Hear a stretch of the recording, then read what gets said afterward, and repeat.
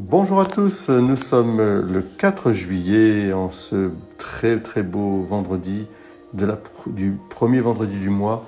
Nous avons la joie de fêter la patronne du Portugal, Sainte Élisabeth, reine, qui nous amène vers ce beau pays du Portugal si catholique et si protégé par ces saints, les grands saints du Portugal et en particulier aussi évidemment des apparitions de Notre-Dame de Fatima.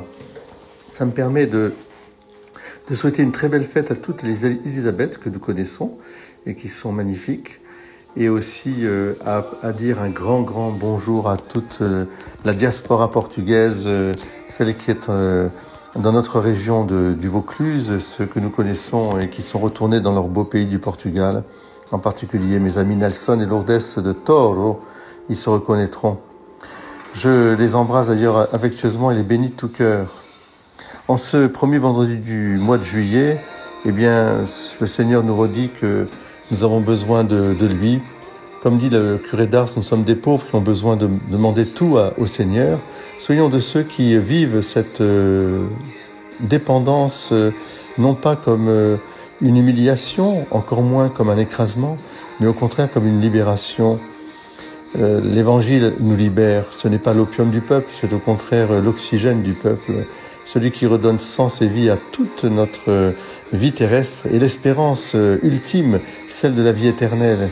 Tout ce que nous le faisons par amour pour le Seigneur, et cet amour pour le Seigneur, nous le vivons grâce précisément à sa présence et à la présence de Marie, de Notre-Dame.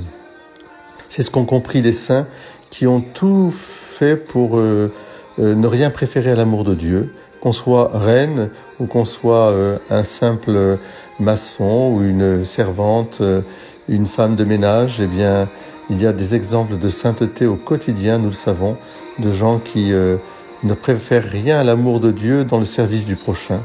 Et quoi qu'ils fassent, ils font tout par amour, les petites choses comme les grandes. Alors soyez bénis en ce jour et je vous invite à plonger au plus profond du cœur de Jésus et de Marie pour leur demander avec simplicité cette beauté suprême qu'est la grâce, c'est-à-dire le fait de vivre gracieusement dans la grâce de l'amour, la gratuité de l'amour. Soyez bénis, chers frères et sœurs. À vous tous, une très belle journée. Rendez grâce au Seigneur car il est bon, oui. Heureux qui pratique la justice et qui observe le droit en tout temps. Éternel, qui dira les hauts faits du Seigneur, qui célébrera ses louanges. Rendez grâce au Seigneur, il est bon. Souviens-toi de moi, mon Seigneur, dans ta bienveillance pour ton peuple. Toi qui sauves, visite-moi, que je vois le bonheur de tes élus, que j'ai part à la joie de ton peuple, à la fierté de ton héritage. Belle journée à vous tous. Amen.